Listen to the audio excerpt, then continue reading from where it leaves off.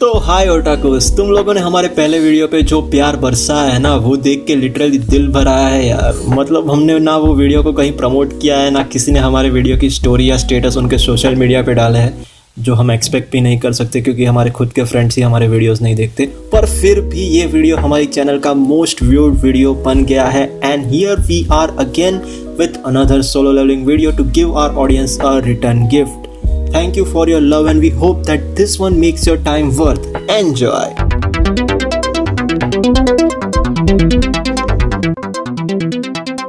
This video contains spoiler of Solo Leveling Season 1 and Season 2. So here are some key points कि अब तक Solo Leveling Season 2 ने हमको किस तरह का experience दिया है। Solo Leveling is the manhwa which made me and my friend enter the world of manhwas. हम लोग मांगा की दुनिया में ऑलरेडी कदम रख चुके थे, but manhwas was not in our range. But after reading Solo Leveling,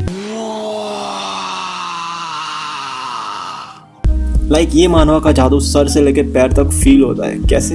goosebumps. Literally season 1 को पढ़ते पढ़ते इतने गूज़बम्प्स आए हैं कि मत पूछो।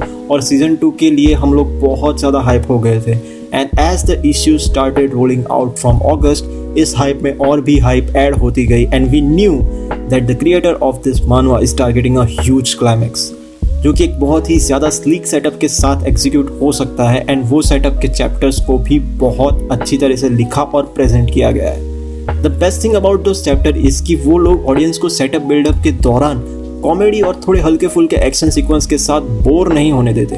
प्लस उन्हीं सेटअप चैप्टर्स में हमें बहुत माइन्यूट डिटेल संग जिन वू के बारे में बता के वो लोग और भी अच्छी तरह से हाइप को हैंडल कर रहे हैं। Another point of politics is added to this season.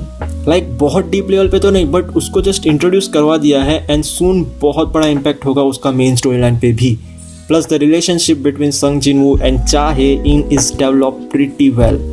Hunter Cha Hae In का गिल्ड एंट्रेंस टेस्ट जबरदस्त। And then comes this arc, जो हमने देखा और हम शॉक हो गए थे, क्योंकि जेनोसाइड जैसी एक डिस्टर्बिंग इवेंट को इन्होंने सेटअप चैप्टर्स के बाद एकदम ही रख दिया था, जो हम लोग बिल्कुल भी एक्सपेक्ट नहीं कर रहे थे। But the good thing is उस चैप्टर्स में भी गॉब्लिन स्लेयर एनिमे की तरह वायलेंस नहीं दिखाया गया है। हाँ, थोड़ा ब्लड हमको देखने को मिलता है, बट जब Sung Jin Woo enters the school, Run, bitch! Run!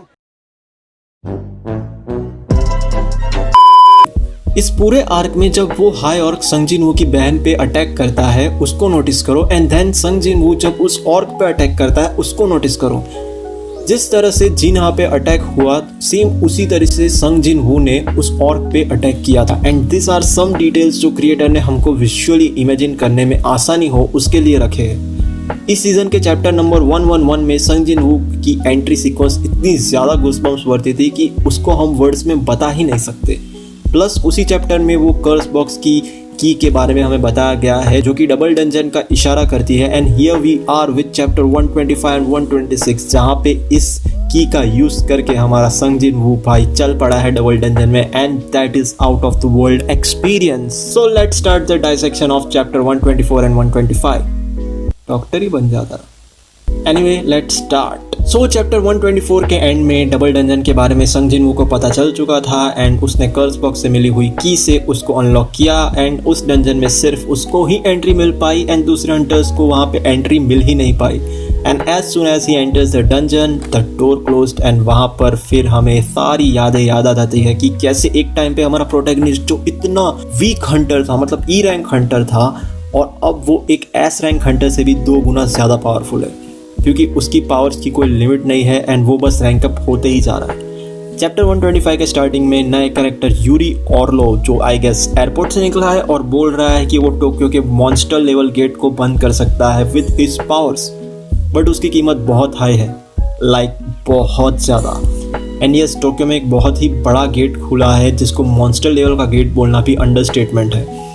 ये बंदा एक तो नशेड़ी, प्लस ओवर कॉन्फिडेंट और कुछ ज़्यादा ही सस्पिशियस, शक तो होता है। Anyways, back to the dungeon boys. यहाँ पे संग जिन वू पूछता है उस फाइनल बॉस से कि क्या उसने यहाँ पे उसको बुलाया है। तो फाइनल बॉस आंसर देता है कि हाँ, उसी ने उसको यहाँ पे बुलाया है। और जब संग जिन वू उसको पूछता है कि क्या वो मॉन्स्टर है, तो फाइनल बॉस बोलता है कि ये रॉन्ग क्वेश्चन है, तुम्हें ये पूछना चाहिए कि आखिर तुम कौन हो। Just like old boys ending. Like seriously ये फाइनल बॉस को सब कुछ पता है बट वो बताएगा नहीं, क्योंकि यहाँ पे अब संग जिन वू को इस डंजन से अगर बाहर निकलना हो तो उसको एक फाइट जीतनी होगी। एंड हमारा संग जिन वू जो इतना ज़्यादा पावरफुल है वो थोड़ी हार जाएगा ये फाइट में, but without using his abilities. मतलब जो अब तक सेव करके रखी थी वो सारी पावर्स की अब कोई भी वैल्यू नहीं है इस डंजन में, बट स्टिल वो उतना तो कैपेबल है कि एबिलिटीज के चले जाने के बाद भी वो बहुत सारे लोगों को हरा सकता है। If he wins this battle then the final boss will tell him everything, literally everything, then the battle begins. Ending में इस डंजन की मेन 3 रूल्स में से फर्स्ट वन को फाइनल बॉस याद करवाता है, जो है worship the god and then this titan which arises with a creepy smile and to be continued.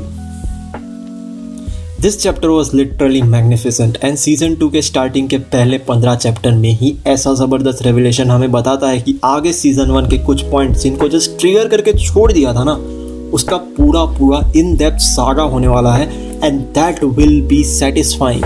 Now before moving to the theory section, मैं आपको बता देना चाहता हूँ कि मेरे पास 2 थियरी है, एक जो कि मानवा से रिलेटेड है और दूसरी light novels. So moving to the first theory, the whole dungeon and system thing is a hoax. Well, ये बहुत ही ज़्यादा ऑब्वियस थियरी है कि ये वर्ल्ड में डंजन एंड सिस्टम ये दोनों ही चीज़ें बहुत ही ज़्यादा डीप रिसर्च एंड प्लानिंग का एक नतीजा हो सकती है, क्योंकि सिस्टम जो कि संग जिन वू को हर समय पे बताती रहती है कि क्या करना है और क्या नहीं, और लेवल अप भी उसी के कारण हो रहा है, उसके बारे में खुद संग जिन वू को कुछ नहीं पता। To prove this theory I have something for you. See this event, जहाँ पे जब हाई ऑर्क्स हमला करते हैं तब उनके दिमाग में कॉन्स्टेंटली ये चल रहा होता है कि kill the humans, kill the humans, kill the humans. संग जिन वू जो जब उस हाई ऑर्क को पकड़ता है तब भी वो लोग सेम चीज़ बोल रहे होते, बट उनको किसी ने ये ऑर्डर दिया था उसके बारे में वो लोग कुछ नहीं बोलते। मे बी कोई ऑर्गेनाइजेशन हो जो वर्ल्ड डोमिनेशन के लिए ये सब काम कर रही हो, and this guy Yuri Orlov maybe he is too associated with that organization, क्योंकि हर ऑर्गेनाइजेशन को रिसर्च करने के लिए और एक्सपेरिमेंट कंडक्ट करने के लिए फंड्स चाहिए, and this guy demanded a lot with 100% guarantee of closing the gate in front of media, so over confident. So yeah, this too triggers the possibility of this theory. Now please notice that this theory is not related to light novel of solo leveling, please notice this. Now moving to the second theory, the unknown character arcs. ये point को यहाँ पे include करने का सबसे बड़ा reason ये है कि हमें संग जिन वू के पापा इल वान का एक एक्शन सीक्वेंस विद हांग दोंग सू ने हमें हिला के रख दिया था कि आखिर ये है कौन। प्लस ये बंदा जो केव से निकला है विद सम आर्टिस्टिक कॉस्ट्यूम, ये भी कौन है ये किसी को नहीं पता, क्योंकि इसका तो एक डायलॉग भी नहीं है। So I dig down my research and found something from the light novel of solo leveling. I have not read the light novel, but research के दौरान मुझे कुछ क्लू मिला है जो एक पोटेंशियल स्पॉइलर हो सकता है सीजन 2 के लिए। So spoiler alert again, because light novels manhwa से आगे चल रही है and this section has some spoiler of that. So let's understand the arc of Il Wan. तो लाइट नॉवल के मुताबिक इल वान जो कि एक डंजन में फंस चुका था 10 साल से, वो अमेरिका के एक डंजन से बाहर निकला था और American federal bureau of Hunter ने वांग दो सू को बुलाया, क्योंकि वो जानना चाहते थे कि ये बंदा मॉन्स्टर है या ह्यूमन है।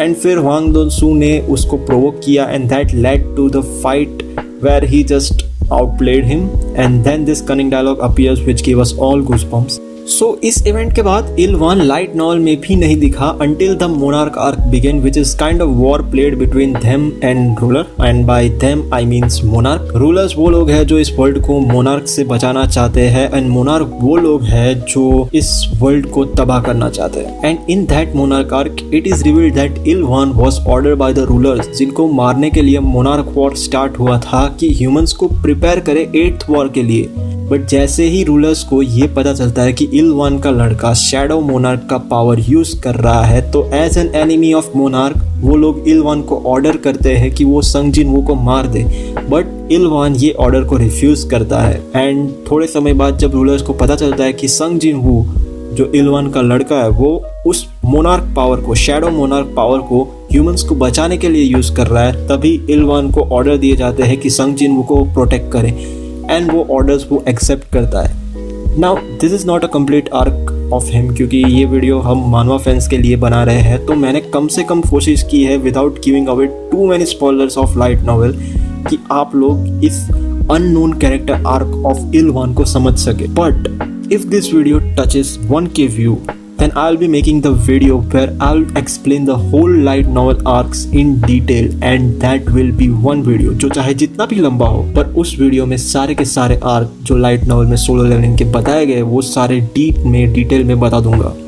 एंड उसके कारण आपको लाइट नॉवल पढ़नी नहीं पड़ेगी एंड आप लोग लाइट नॉवल को alongside manhwa follow कर सकते हो. So make sure to share this video to as many people as you can. 1K view and new video on solo leveling light novel will be dropped on our channel. This is it guys. These are all our thoughts on solo leveling season 2. Maybe solo leveling के अगले video में हम आपको और भी ज़्यादा information feed कर पाए, बट उस वीडियो के लिए सारी लाइट नॉवल पढ़नी पड़ेगी and with lot of research वो वीडियो तैयार होगा. आई होप कि ये वीडियो आप लोगों को अच्छी लगी हो, एंड अगर अच्छी लगी हो तो प्लीज़ इस वीडियो को लाइक करो एंड हो सके उतना शेयर करो, because you guys are the only hope for us otakus. Comment में बताएं कि आपको अगला वीडियो किस एनिमे पे चाहिए, and thank you again guys for your wholesome support. We will see you guys in the next video. Till then be otaku. Bye bye.